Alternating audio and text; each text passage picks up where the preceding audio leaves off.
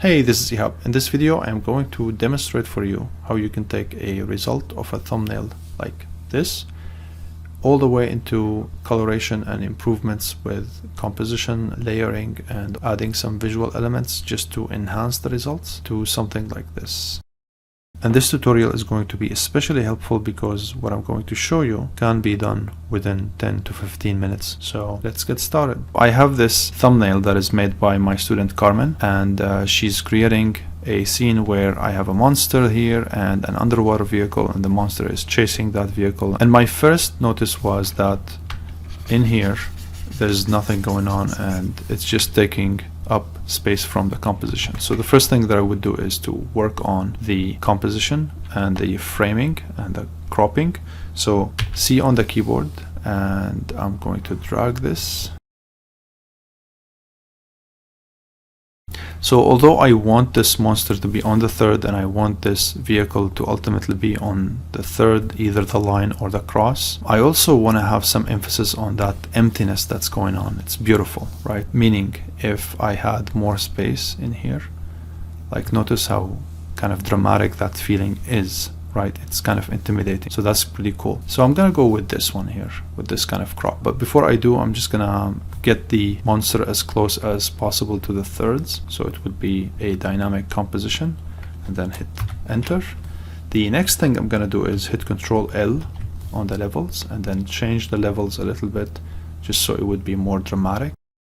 Next, I'm gonna fix this problem here, or the technical thumbnailing issue where some of the monster pieces are not really consistently colored or shaded the same way as the rest. I can try with a magic wand. While hitting shift, it's adding more of those shades. I can hit alt backspace, Control D. So now I have more focus on the full form of that creature. I can definitely go into the details later on, where I can just have this to be kind of like almost like transparent, or maybe something not as bright but something more like a translucent, like subsurface scatter. I also want to go and curve the tail, alt, and then grab a color from here, because either I want to exit the frame completely, or I want to curve away and keep this tail kind of maintained inside. What I want to do right now is to go L on the keyboard for lasso, and I want to move this underwater vehicle into an area where I have thirds. So if I move it around, hit V on the keyboard, if I hit Control Shift J, it's going to skin it out and put it on a new layer. And we're gonna go select on that main layer, and then go here, make a selection with the lasso, and then Shift F5, hit enter, Control D to deselect. Now I have this separate. I also can go and select this layer here, and if I hit C, you can see that it's instantly going to show me those thirds. So I can use those as my guide for where that vehicle is. However, the more effective way to have the thirds is by creating it from the rulers. So to activate the rulers, it's going to be Control R, and if your rulers are not on percent, right mouse button and then make sure it's on percent. Now I can go and push this here down, and you can see the number right next to the cursor where it tells you 33%. So that's going to be the third, and then 67.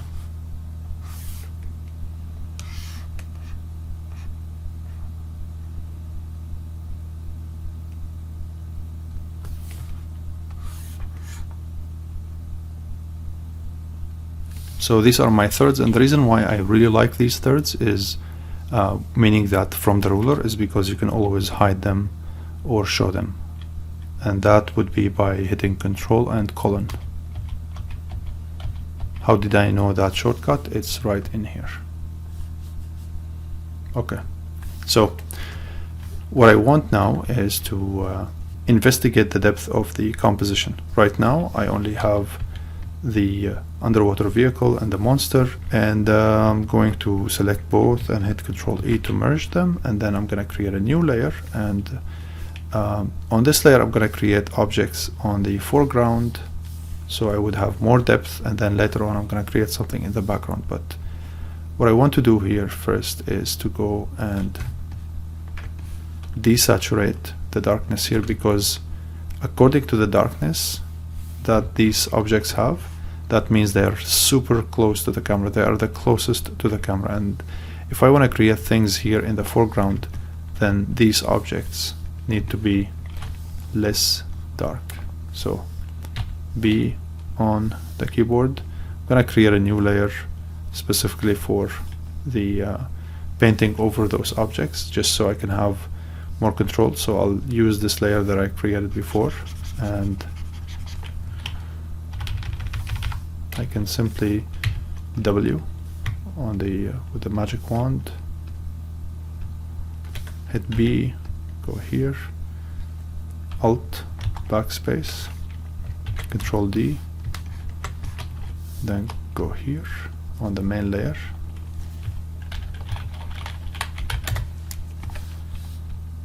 D,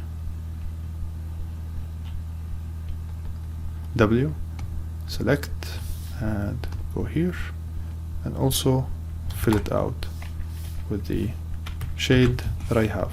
So now you can see that, let me hide those thirds.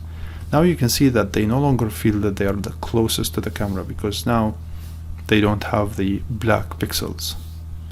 So on top of that layer I'm going to create a new one, and here I'm going to go and paint maybe some rocks or some formations.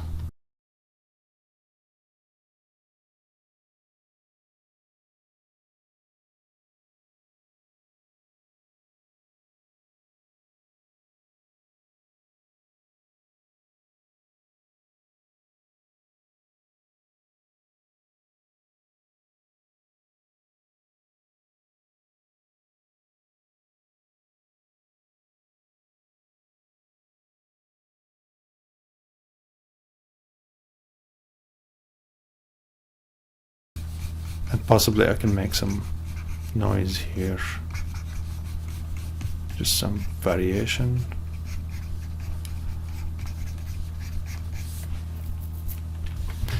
And on top of this, now that I have something on the foreground area to add to that depth, I'm going to go here and maybe paint it on this layer, or maybe a new layer. It's free, I don't have to worry about it. So in here I'm going to paint with something faint. I don't really have to worry about how dark it is. I can always control the opacity of that layer.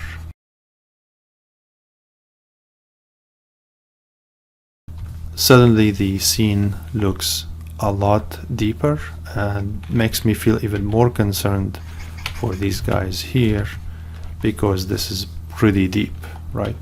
I can also take this and experiment with composition. Maybe I have it here on the third,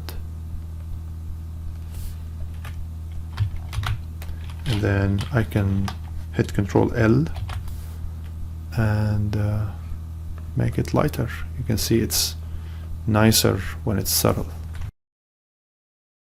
And I can even paint with white some of that foam. Okay, so with that said, I'm going to select all of these and group them, and now I'm going to create a layer for coloring. And with this layer, what I'm going to do is go and choose something dark blue,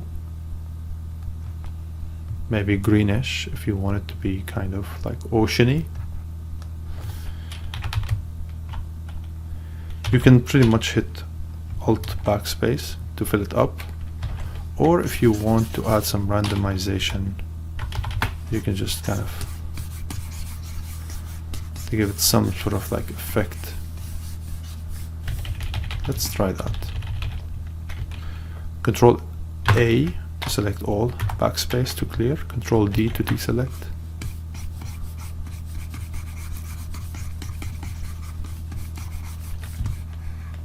Okay, and now I am going to do this filter and then blur and then box blur.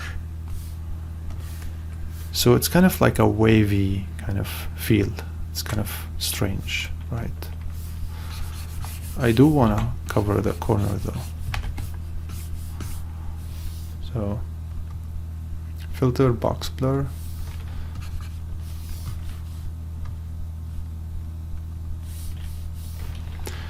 So yeah, you can either do that and just fill it out completely. Now the other thing I want to do is to go and change the opacity here. Okay, that's cool. Now also you want to keep in mind that you can always go hit Control U, change the hue and saturation if you want to. You can change the saturation, you can change the lightness, and of course you can just play around with the blending modes.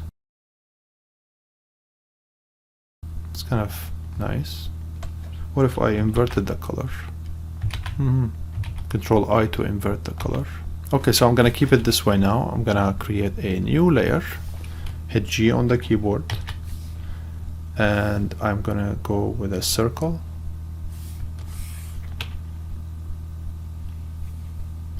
I'm going to go with D to go black and white, undo, D to reset the colors. I'm going to make that gradient to be black and white, and then I'm gonna go and change the blending modes. And the reason why I went with that gradient is because it gives me a stronger direction on where that intensity of the brightness is going to be, just to use it as a map if you must. Let me go with maybe difference, and this is just an experimentation, so I can also go and lower the opacity of that and see if that gives me maybe a better result, but just a bit of a focus in there.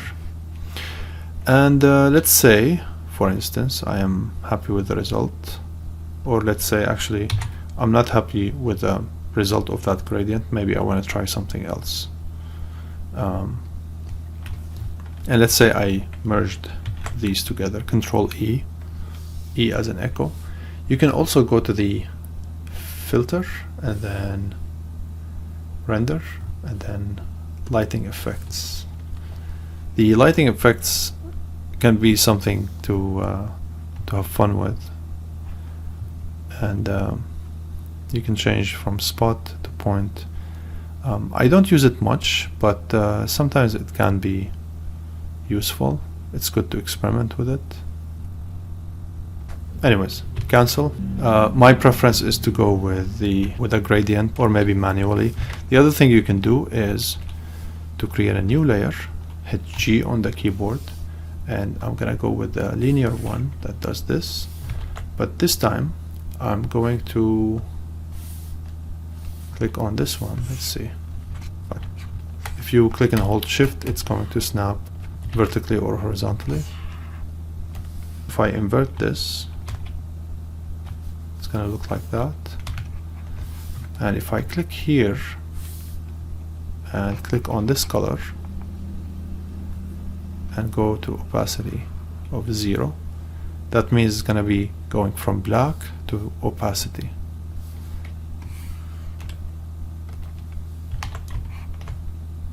So if I go here and create a new layer,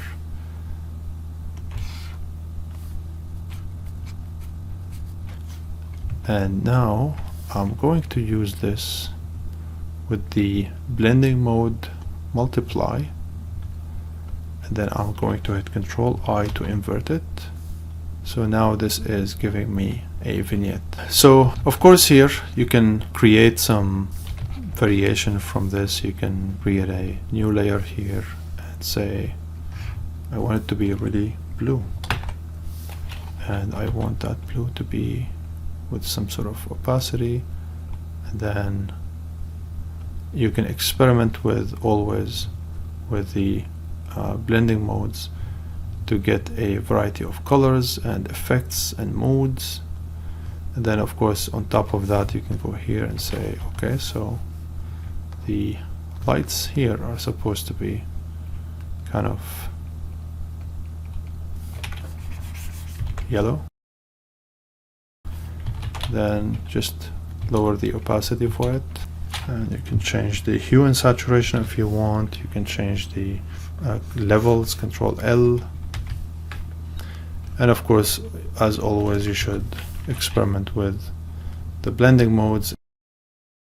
And on top of that, you can always go to any layer, double click. You can click on effects such as, I don't know, stroke, maybe outer glow. Yeah, so this is also another thing to experiment with. I don't like the combination between the orange color and the glow, but you can always hit Control, click and hold Control, and then click on the thumbnail, and then you can just color this with whatever you want to color it with. To change the color easily, the selection is there for you. Here is the history. So I've gone from this result out of this result. And this is quite simple. And it's just that it took me a long time because I'm explaining what I'm doing and also what I'm thinking. But you can see here, you know, the result could be drastically different within like 10-15 minutes max, especially with practice. But yeah, for presentations or for like, you know, in the last minute you want to beautify the result that you have, it's good to know these things. All right, I hope this was helpful.